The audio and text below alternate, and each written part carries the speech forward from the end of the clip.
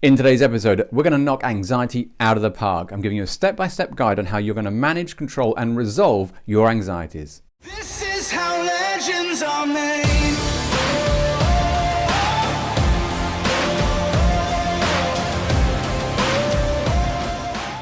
Hi there, and thanks for joining me on today's episode. And we're going to deal with anxiety, something that I know a lot of us have and share in some form. So I want to give you a few steps to try out and see if this reduces it, makes it a little easier, or helps you manage it in some way. But first, I wanted to just share something I found out today, which was fascinating. I'd never looked into it before, and I've done it with some other words, but I've never done it with anxious.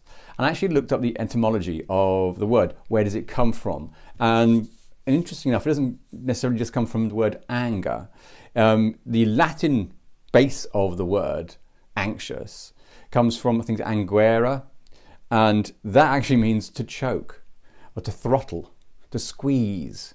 And I just laughed at the idea of thinking about that, because it's actually, that's often how we can feel under anxiety, is to feel that we're being throttled or squeezed or choked in some form. It's something that's different from, say, a fear. It's a kind of a full physical sensation. So that's my first bit of information to share with you, and hopefully it gives you a different understanding or perspective on anxious. Right then, so to the first step of this, or what I call the triple A's. The three A's are going to get you to calm yourself down to the point where we can start actually managing the anxiety better. Now, the first one is A for acknowledge. Despite the fact you're actually going through the anxiety, you're feeling it, it can go at such a speed in our heads that it kind of overwhelms us. Stopping at ourselves to say, actually, this is what I'm doing, this is me experiencing anxiety, is the first step towards that. The next one is accepting that this is what's happening. We acknowledge it and we accept it. And okay, it's not where you want to be, but this is the situation, this is the present moment, brings all that from the unconscious forward into the conscious mind, so we can start dealing with it. So one way of doing this is simply to say to yourself, this is me feeling anxiety.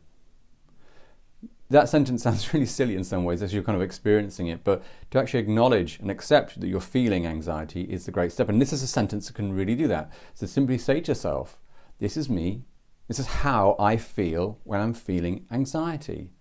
So say that sentence to yourself and just become aware, acknowledge, accept that this is what you feel and how you're feeling. Because the next step is the third of the triple A, is going to be assess. Right then, so if you've been very good, you've gone through each of those steps already. You've acknowledged, you've accepted how you're feeling, and you've noticed that this is how you feel when you're feeling anxiety. Again, we're winding all this down, dialing back down that feeling to become a bit calmer so we can go to this next step of the triple A, the A for assess. We want to look now at what specifically is bothering you, and you're going to get a bit of pen and paper, or on the tablet or a phone, write down all the things you're feeling anxious over.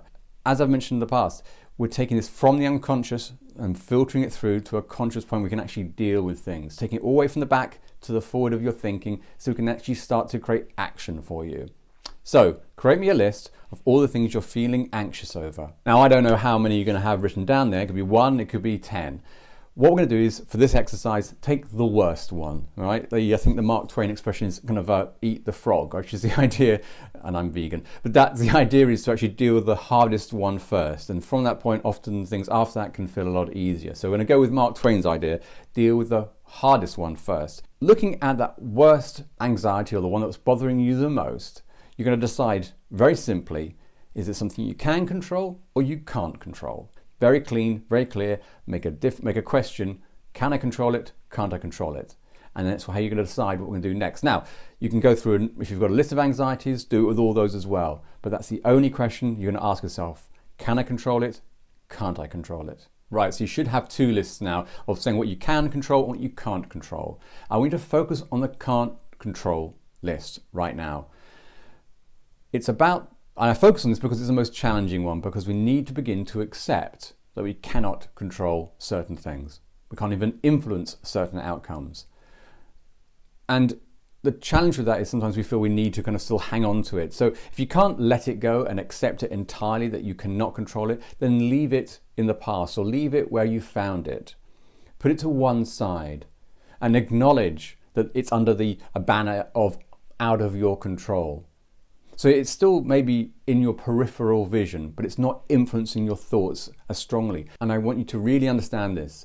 The longer you spend focusing on what you can't control takes time away from what you can control. The things you can make a difference and see some changes in. That hopefully is enough of a motivation to at least let it go or leave it where it was or put it somewhere else. Because it's draining time away from you actioning other things. So look at the list of things you can't control. Accept and acknowledge that beyond your influence, you can't do anything about them. So we can actually then focus on the next step, which is about what we can control. And so finally, I think this is the one that's probably the most fun, hopefully. We're back to the list now. We're looking at the list of things that we can control based on the original thing we had some anxiety over. What can we go and influence? What can we actually go and do? And from that list of what you can control is simply write down some steps that's going to see you achieve that. You're probably going to find that by removing your concerns about what you can't control and moving it all to one side, it's going to leave you space to actually focus on what you can do.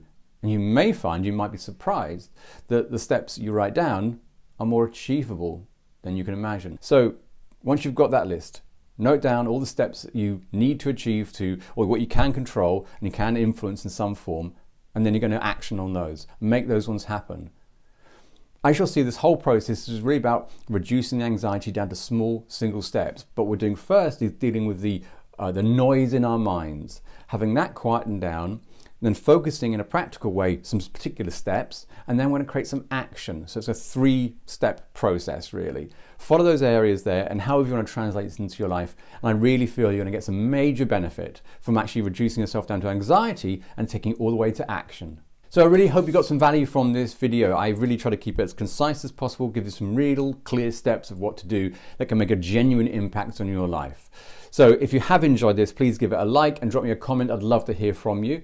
If there's any questions you have, any burning issues you want to resolve, please DM me on Instagram or Twitter. I'd love to hear from you. And other than that, please have a fantastic day wherever you are, and I'll catch you next time. This is how legends are made.